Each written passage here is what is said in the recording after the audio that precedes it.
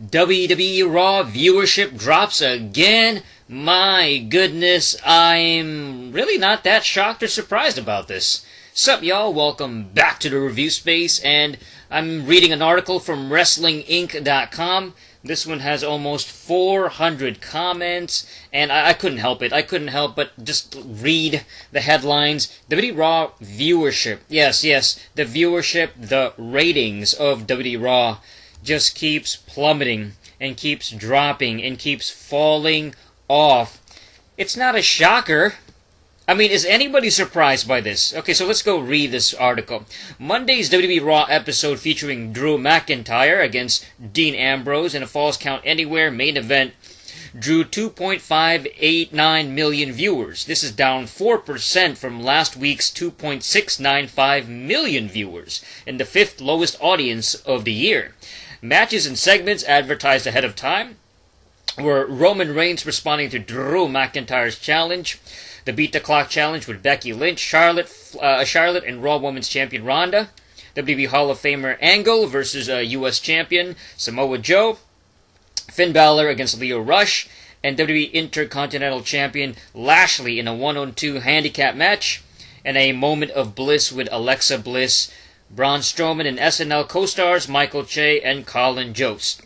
For this week's show, the first hour drew 2.7 million viewers. Last week's hour is one blah blah blah. A bunch of numbers, a bunch of technical numbers. An 11% drop from hour 1. Raw was number 4 for the night in viewership on cable. For the second week in a row behind Hannity, Tucker Carlson Tonight, The 5, the Ingram, Angle, and Special Report Hannity topped the night in viewership with 4.005 million viewers, ending a 7-week streak at number 1. Raw was number 2 in the 18 to 49 demographic on the cable top 150 this week. Behind Love and Hip Hop, Love and Hip Hop drew just 2.086 million viewers. American Idol on ABC drew 6.45 million viewers on broadcast TV in the 8 p.m. hour, while The Neighborhood drew 6.343 million viewers on CBS. The Voice drew over 9 million viewers on NBC. The Resident drew 4.972 million on Fox, and CW's Arrow drew 1.009 million viewers, all in the 8 p.m. hour on broadcast TV. Listen, I've mentioned this before, mentioned this 1,000 times. I don't keep up with TV. I don't watch regular TV. I don't watch cable TV. I don't watch television programs anymore. Yeah, I'll watch some TV shows every now and then on the internet. I'll stream it on the internet if I'm interested in it. Let's say Game of Thrones, Dexter, those older TV shows from a few years ago that I was interested in, something like a Lucha Underground, and every now and then, well, at least back in the day, a few years ago, Raw and SmackDown, and even something like an NXT. And even Raw I don't even watch really, I don't stream it anymore. I just watch random clips on YouTube. Well, not random clips, but, the weekly clips that they would post on their channel. And, of course, I would follow a bunch of wrestling podcasts, various podcasts that talk about, the results, and, they review pro wrestling, whether it's PW Sheet and things like that, Fightful Podcast, and etc. So you got these different viewership, or I should say different podcasts that talk about wrestling, so that's how I keep up with most of what's going on in the storyline, and then plus a couple of, watching a couple of clips on YouTube, on WWE's official YouTube channel. So this whole thing of watching television, I've already talked about it. I've talked about it already, why I'm not interested in it. I cannot sit down for 3 hours plus watching Raw, and even SmackDown for 2 hours. You know what I'm saying? Like 5 hours of WWE every single week, and like 90% of the programming is boring, or just like filler after filler. I don't think so. This is not the late 90s. This ain't, the Attitude Era anymore. This ain't 97, 98, 99, even early 2000 when wrestling was still hot, when pro wrestling was still on fire. It was incredibly popular back then because the storylines were really good, most of them. The characters, they had so many interesting characters back then. These charismatic, larger-than-life characters. Austin, Rock, DX, even like the women like Sable. You know, they have these really cool segments. Even the undercard or mid-card guys like Val Venus and Godfather, they had like some funny promos.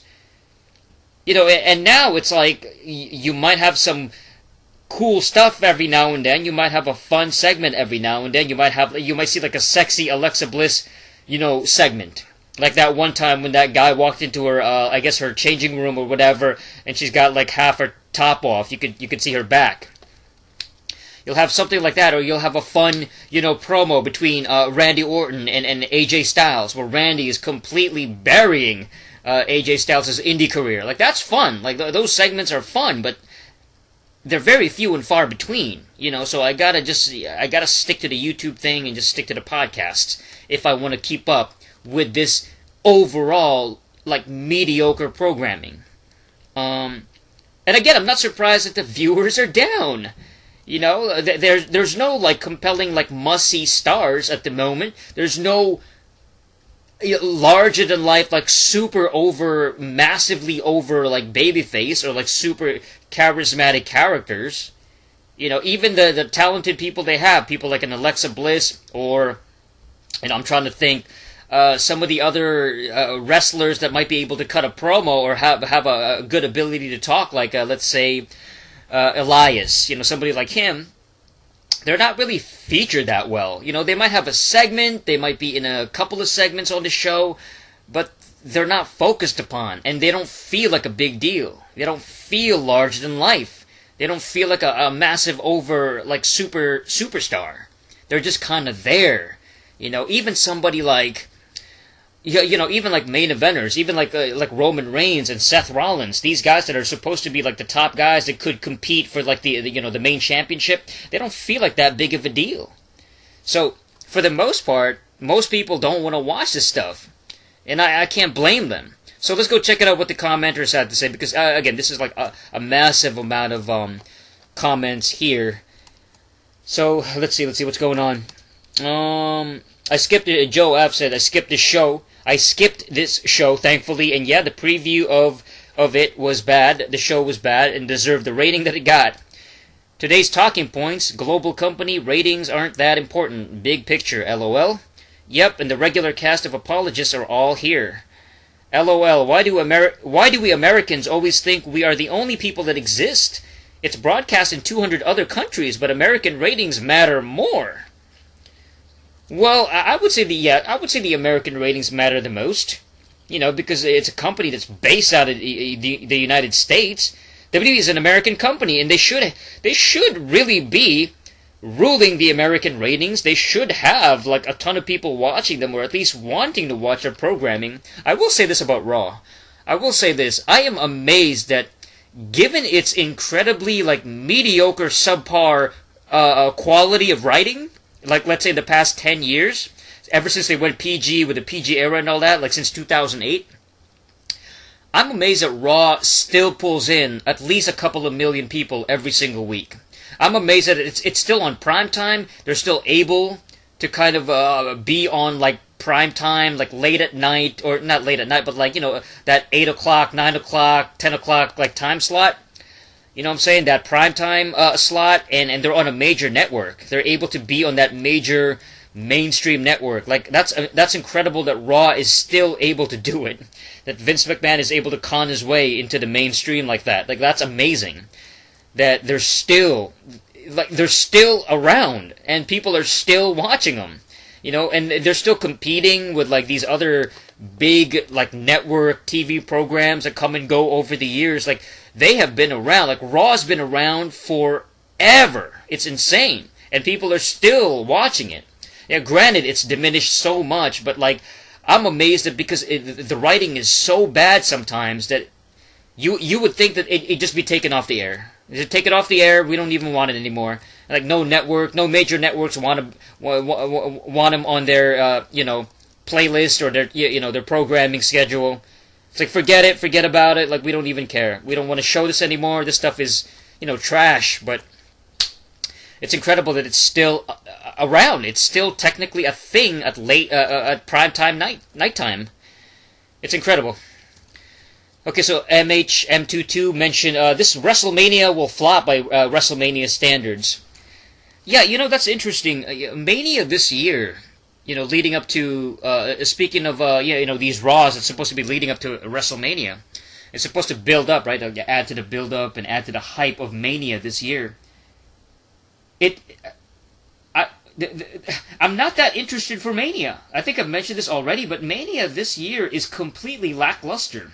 It hasn't been that Mania hasn't been that exciting over the past few years. It hasn't really been that must see anymore. It just happens to be a really big wrestling show, an annual big Super Bowl of wrestling, but it's really not that important anymore. It doesn't feel like a big deal, not like it was during its prime back in the back in the olden days when you would have Austin against Shawn Michaels. Who's going to win for the championship? Or you'll see The Rock going up against Stone Cold. Who's going to win? Or even something like Bret Hart against whoever's the champion. Bret Hart against Yokozuna, for the title. Or Bret Hart against Shawn Michaels for that matter. I know we're going back well over 20 years ago with some of these names, but even in the early 2000s, there was still a little bit of that hype, that build up, the early mid 2K of the Ruthless Aggression era with Batista against Triple H, back in 2005, or Chris Benoit against Triple H and Shawn Michaels, I guess, for the the world title and stuff like that. It still felt kind of like a big deal. There was a bit of that hype, there was a bit of that buzz, and it is kind of it's been a sad year, I think, for WrestleMania build-up. I mean, yeah, you got Ronda Rousey going up against Charlotte and Becky Lynch. I think that's gonna be a fun match for sure. But the rest of the card doesn't look that impressive. I just don't care about most of the matches on here. I don't even care about it. It doesn't feel important. It's like Seth Rollins against, what is it, Brock Lesnar? That's not a big deal to me. Yeah, I like Brock Lesnar, but I'd rather see him against Bobby Lashley. I think that's a much more interesting match, dream match kind of scenario. You got two big, jacked up guys, former MMA type guys, and man, Lashley against Lesnar should happen, and it's pathetic that they haven't gone through with that. It's so sad. Seth Rollins, smaller guy, kind of a skinnier guy, I mean, he's athletic, but I'm not a big fan of Rollins. He's so horrible on the microphone. I can't stand his voice. He's very vanilla. He really is vanilla. He's no different than somebody like a Ricochet. Maybe he's a couple of notches ahead of Ricochet in terms of mic skills, but that's about it. I mean, he's kind of generic and he doesn't stand out that much. I'm not even interested in his character. He calls him what is he called? The Kingslayer or the Beast Slayer or whatever. It's just a tagline attached to Seth Rollins, so it's All right, let's see. So this is according to Vita, another comment. So people don't want to watch Roman, Triple H, and women's wrestling. I don't believe it. Obviously, he's being sarcastic here. He or she, whatever gender. And then No Chance says, or WrestleMania without The Undertaker. As much as I'm glad he's leaving, he was a huge draw for casual fans for years. People who didn't ordinarily watch wrestling cared about his Mania matches. Yeah, Taker was a big deal. He always was for the past, over 20 years. I mean, the guy was always an attraction. He was always, he was a must-see kind of act, because especially with that huge entrance, that long entrance, and he was built for that huge Mania payday, that huge Mania moment, for the most part. Just to see, Undertaker, what I'm saying? He was perfect for that. He might come back this year. You can't fully rule out Taker. He'll probably be back. It wouldn't surprise me if he does come back. If he's not appearing there, then, whatever, I'm wrong. It's not a big loss to me. I don't really care about Taker. Again, I think the guy should have retired years ago. I mean, him against Sting was a dream match that never happened. It never happened. Sting against Undertaker. It should have happened. It didn't. They're too old. They're too, injury prone, and their bodies have completely gave up on them. You know what I'm saying? So I'm not interested in seeing Undertaker now or even Sting. It's like, I don't care anymore.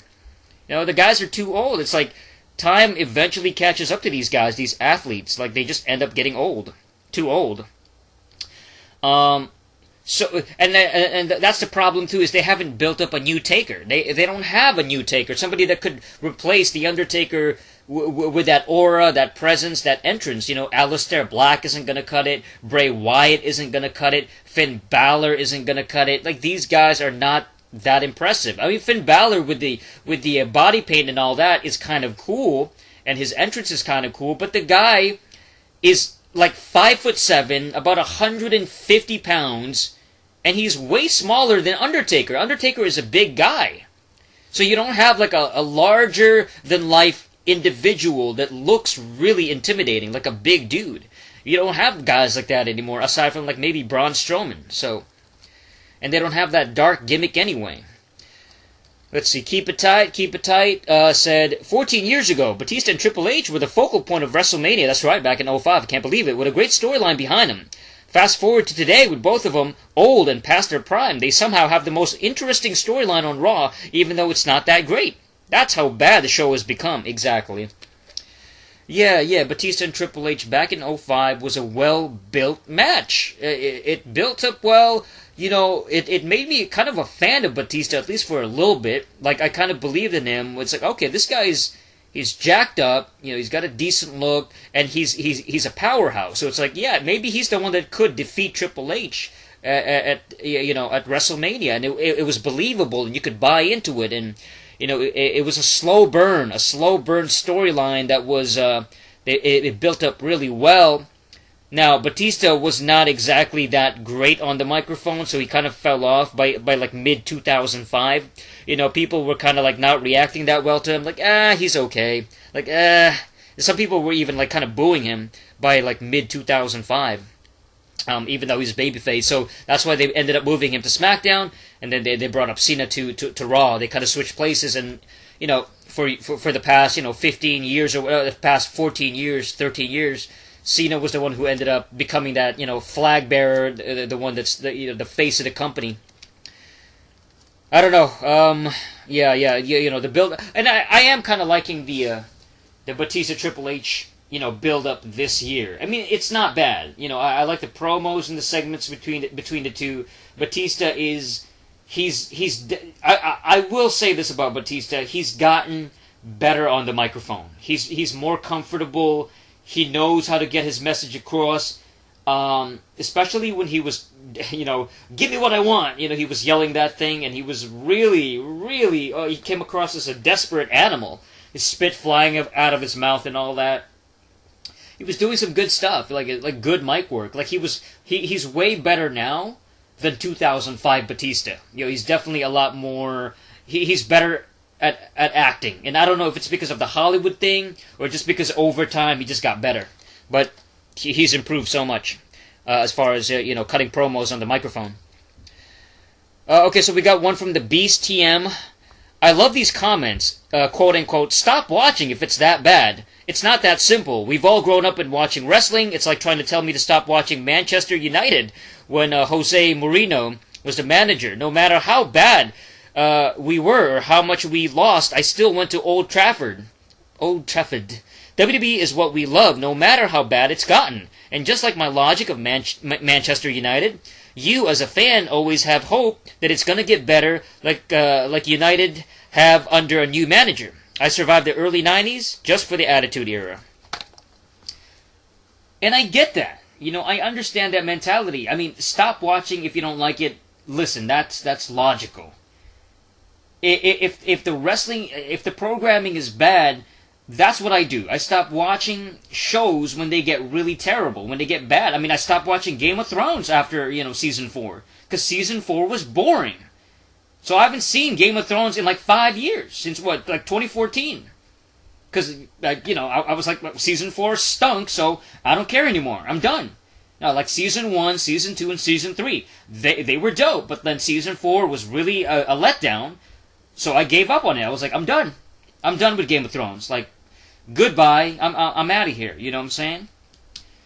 And a bunch of other shows like the Simpsons I stopped watching in the early 2000s. It got so bad, A lot of TV shows go bad after a while. I think with wrestling, it's a little bit different in that it's always ongoing, and they always have new faces every couple of years. They always have new wrestling superstars every couple of years to come in, whether it's from the indies, developmental, etc.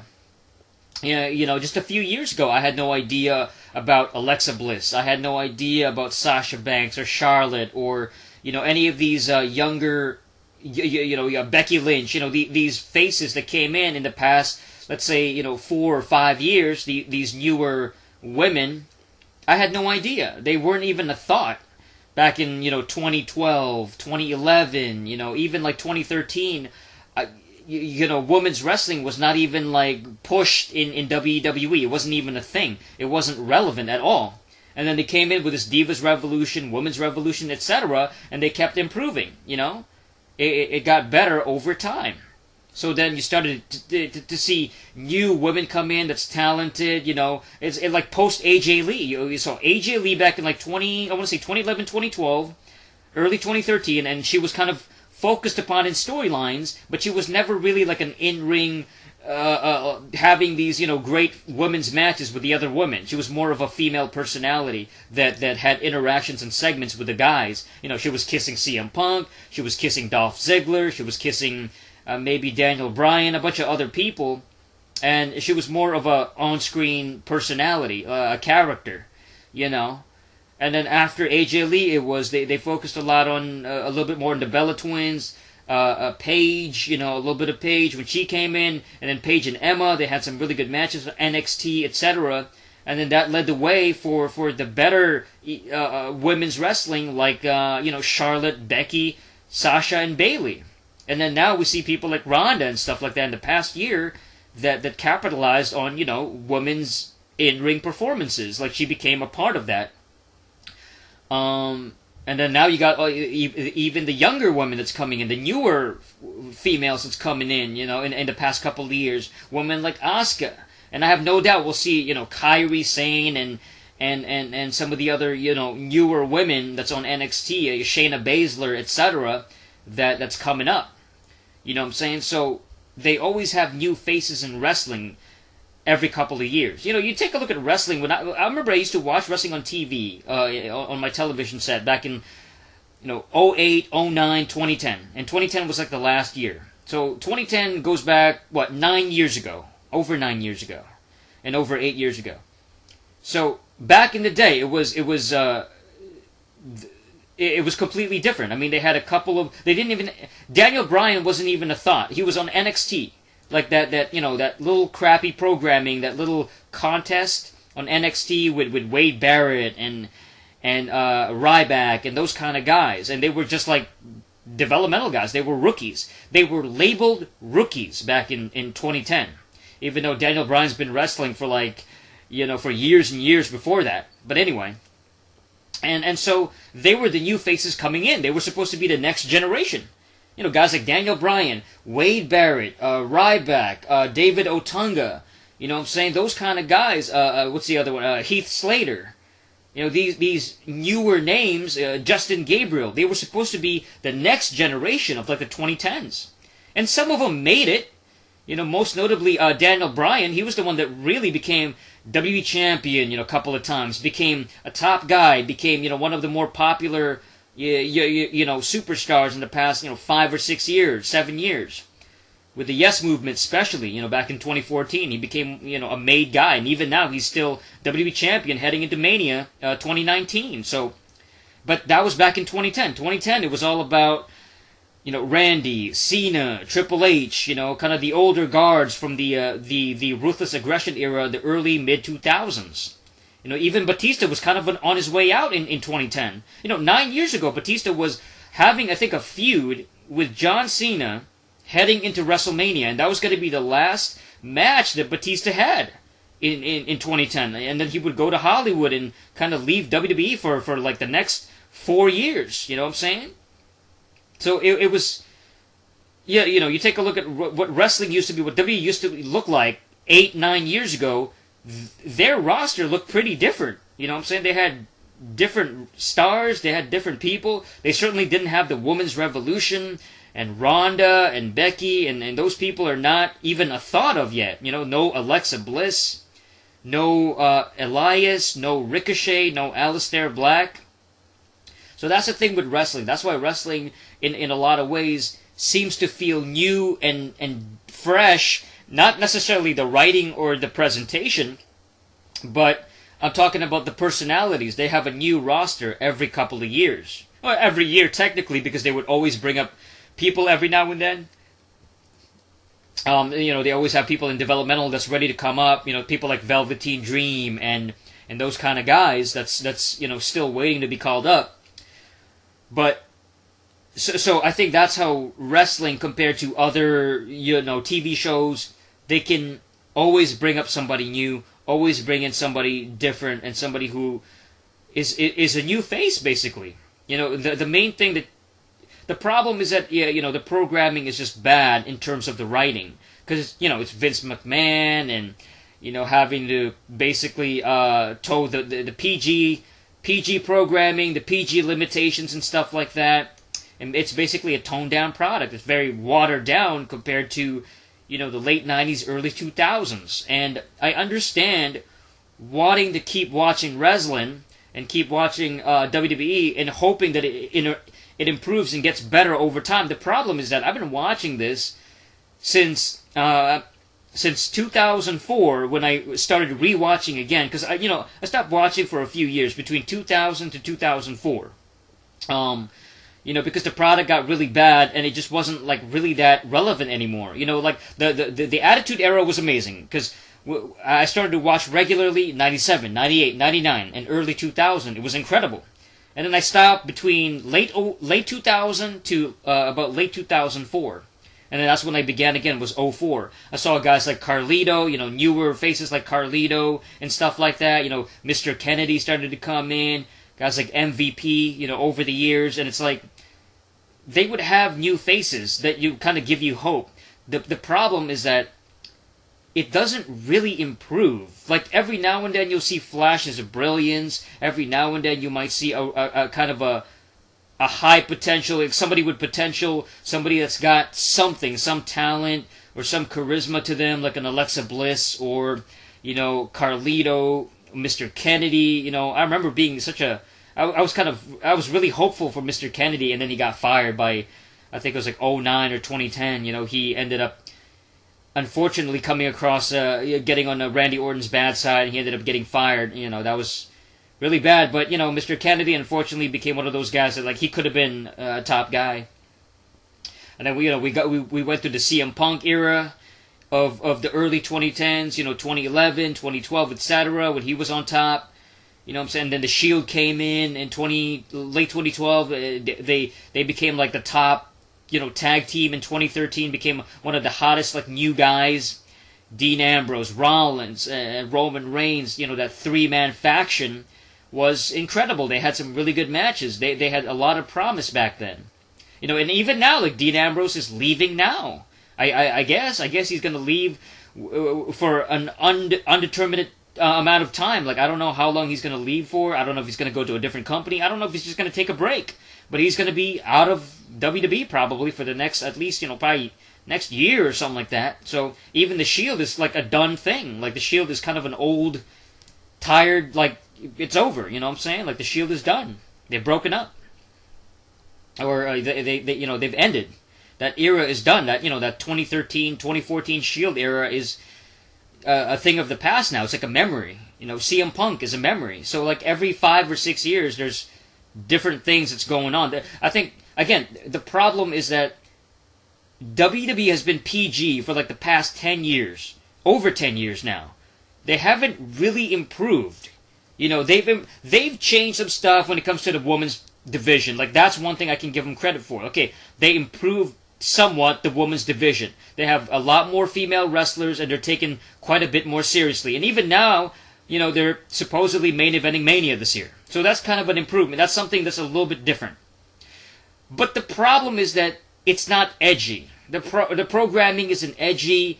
It's not cutting edge. It doesn't feel like must-see TV. That's the huge problem too. That's why ratings are down. It's not like I got to watch it every single week. I got to tune in every single week. It's not like that. You know what I'm saying? Like, wrestling isn't like that anymore. WWE specifically isn't like that anymore. So it makes sense for somebody to go, stop watching. If a wrestling show, or if a TV show, including wrestling, whatever TV show you like, if it starts to fall off, and it's not good anymore, it's not entertaining anymore, it's not fun to watch anymore, it starts to become crappier and crappier, just gets worse and worse, then yeah, you should stop watching it. It doesn't make any sense. It makes no sense to keep lingering and keep supporting it. You know what I'm saying? The way that I get around it, in my case, is that I don't watch it anymore. I don't watch 3-hour Raws anymore. The way that I keep up with it is podcasts and a few clips on YouTube. And that's about it. Like highlights on YouTube, you know what I'm saying? The short little brief clips they have, kind of give an overview of what's going on in the show. And watch anything like whatever's like the more entertaining segments. But it makes sense to tell people, listen, you got to stop watching. Because it's not that entertaining anymore. It's not must-see TV. So I can understand that. I can understand why people say, stop watching. And some people have ulterior motives. Like, don't get it twisted. Some of these podcasters where they go, I gotta keep watching it. I gotta keep watching it because people like it. People like it when I review it, even though the programming is really bad now. Some of these podcasters, they make a lot of money off talking about this. They get donations, whether it's from Patreon or PayPal or whatever it is that they get donations from people. They make money off ad revenue and AdSense or whatever it is. So they get a part of their income comes from podcasting, talking about wrestling. So don't get it twisted. Some of these podcasts and these podcasting personalities, all they care about is the money. Otherwise, why the heck would you watch a horrible program? You know what I'm saying? Like, wrestling is so bad. It's so unwatchable for the most part. It's certainly not something that you want to watch for 3 hours straight. 3 hours straight of, like, generic, mediocre, uninteresting, like, crappy writing and bad storytelling and bad segments and nonsensical, meaningless, irrelevant matches and, like, horrible psychology and, like, things that don't make any sense. Like, one week a character is going to be a babyface, the next week they're more of a heel, and then next week they're a babyface again, and next week they're a heel, and they keep switching back and forth. That makes no sense. There's no consistency, you know what I'm saying? So Raw, for the most part, is just bad programming. But the way that the way that I skirt around it, and the way that I maneuver around the bad, crappy parts of it, is just watching the highlights on YouTube, watching some of the better segments, etc. That's only maybe a couple of minutes apiece, and keeping up with, the programming that way, without having to force myself to constantly watch SmackDown or Raw continuously, like 3 hours in a row. It's just bad. I mean, it's unwatchable.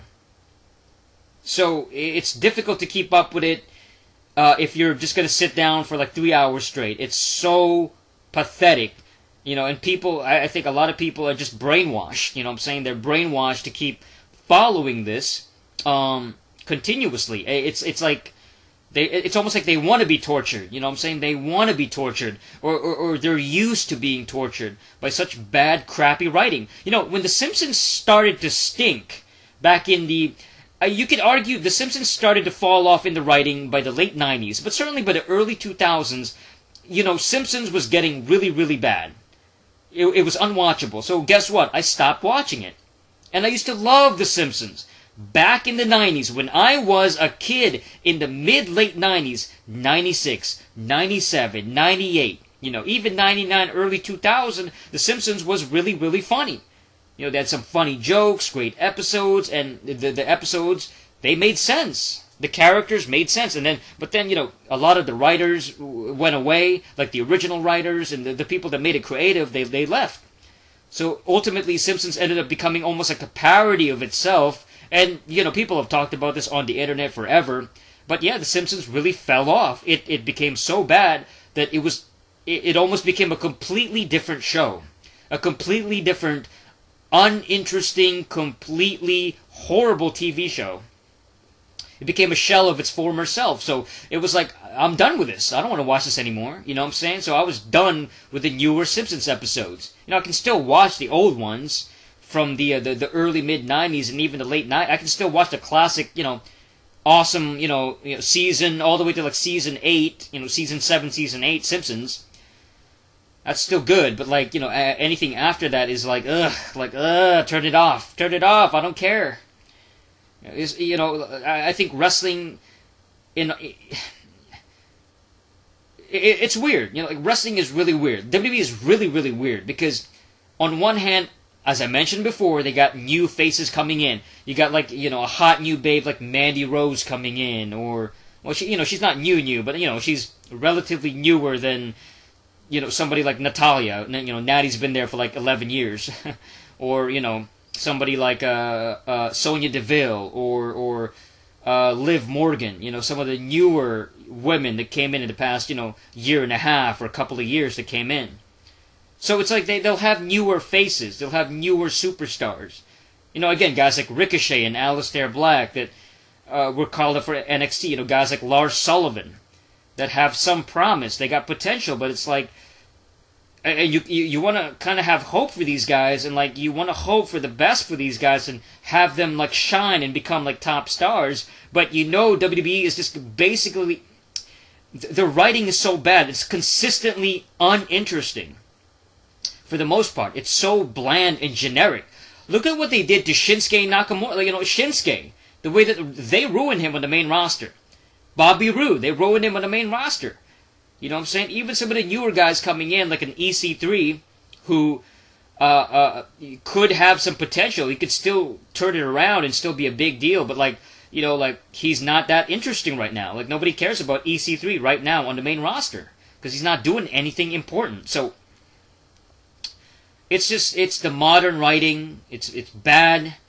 They'll have a few segments every now and then that's good, but for the most part, the writing is bad.